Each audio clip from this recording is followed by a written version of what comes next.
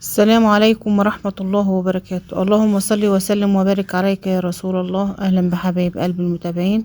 النهاردة هنعمل مع بعض أحلى كوكتيل، أحلى عصير كده بالفواكه زي ما انتوا شايفين. حاجة كده بسم الله ما شاء الله تبارك الله، حاجة هتعجبكم وتعجب أولادكم. بدل ما تشتروها من محلات بتبقى غالية، وفي نفس الوقت ما بيكلفوش عليها زي ما احنا بنكلف عليها ببيتنا. حاجة كده هتعجبكم إن شاء الله. ما تنسوش بقى يا حبايب قلبي تدوسوا لايك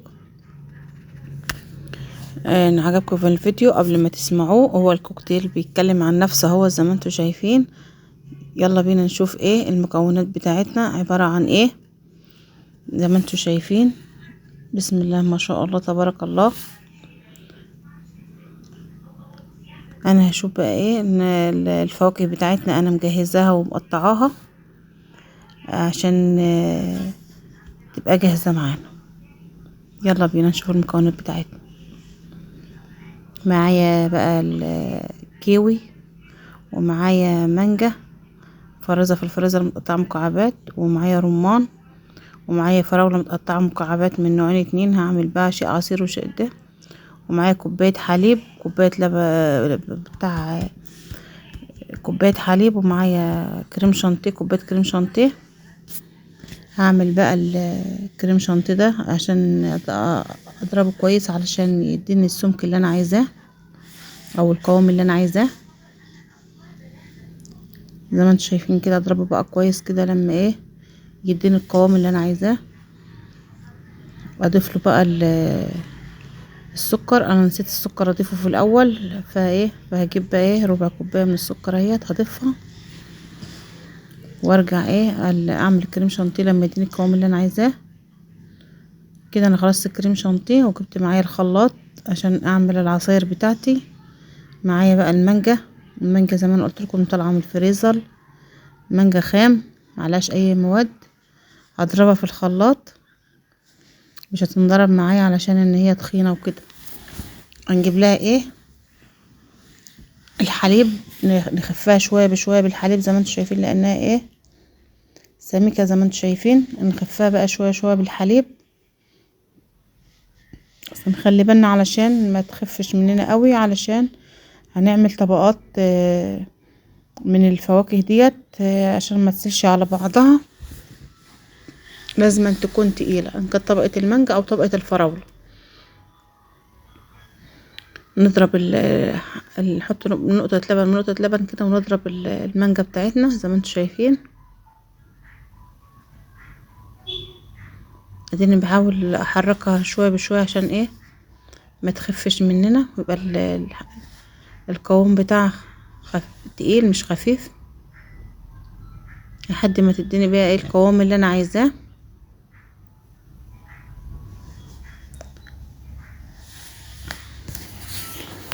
زي ما انتم شايفين بقى كده بقى ما عادش محتاجه كده، الخلاط اشتغل بيمشي على طول اهو. كده بقى القوام اللي انا عايزاه، بحيث ان انا اما اجي اصب احط فيه منه الفاكهه او احط منه عصير تاني ما يعملش على بعضه، اعمل طبقات كده. المانجا زي ما انتم شايفين اهي.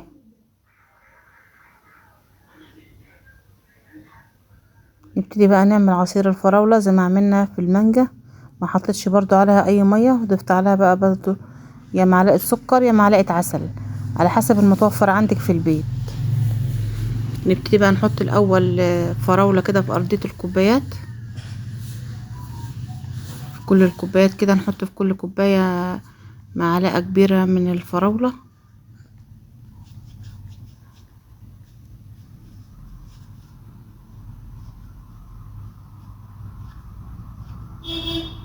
نبتدي بقى نحط عصير المانجا، نعمل كمان طبقة كده من عصير المانجا.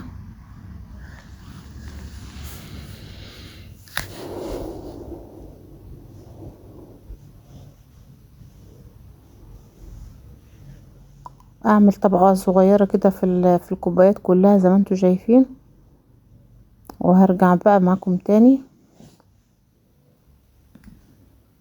وبعدين ارجع تاني اعمل نفس طبقة الفراولة برضو في كل كوباية ايه معلقة من الفراولة كده، بس نحاول نحط بالراحة علشان الفراولة بتاعتنا ما تنزلش في المانجا من تحت، تبقى عاملة طبقة عازلة كده.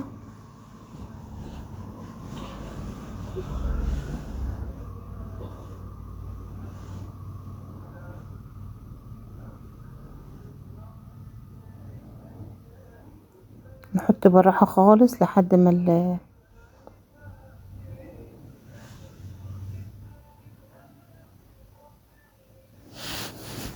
نحط الفراولة بالراحة عشان ايه زي ما قلت لكم تبقى عاملة طبقة فوق ما تنزلش في قلب المانجا.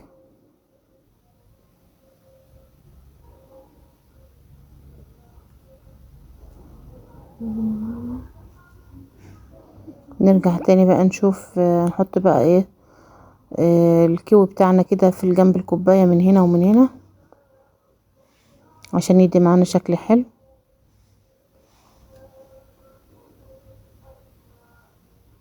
نعمل الكوبايات بتاعتنا بالشكل ده كلها.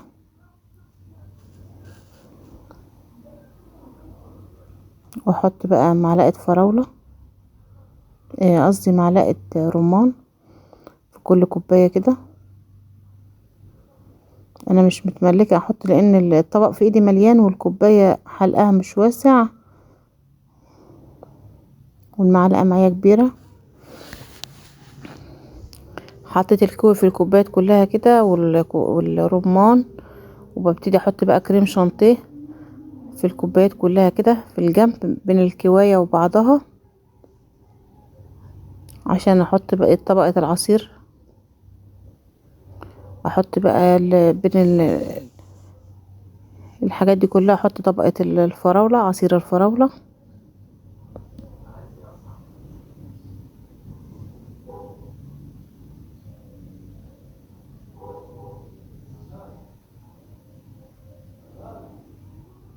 اعمل الكوبايات كلها زي ما انتم شايفين كده كلها فراولة كده.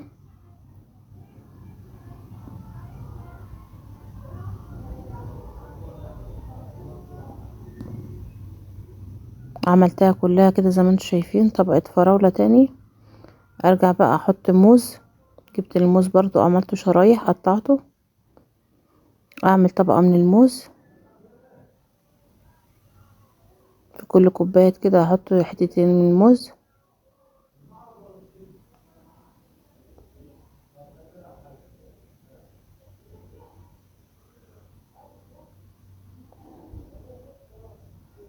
وارجع تاني بقى اشوف هنحط ايه الطبقة التانية اللي بعد كده.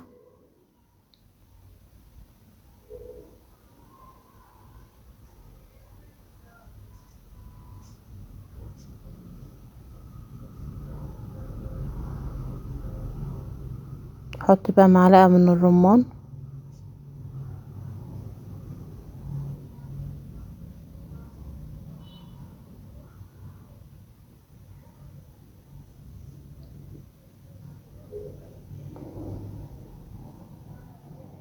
كده الكوكتيل بتاعنا بقى المقطع معلش المقطع اللي هو كملت فيه العصير اتقطع مني. حطيت بعد الرمان حطيت فراولة ورجعت حطيت المانجا، وفوق المانجا زي ما انتم شايفين برضو فراولة تاني وموز، وبعد الموز حطيت الكريم شانتيه. وزي ما انتم شايفين كده الطبقات بتاعتنا جميلة، والكوكتيل بتاعنا زي ما انتم شايفين بسم الله ما شاء الله تبارك الله. حاجة كده جميلة، حاجة كده عيالك هيحبوها، حاجة كده بسم الله ما شاء الله. يعني ايه كان طعمه تحفة وعجب الاولاد. وما تنسوش بقى يا حبايب قلبي تدوسوا لايك، وعلى الله يعجبكم الفيديو بتاعنا. والسلام عليكم ورحمة الله وبركاته.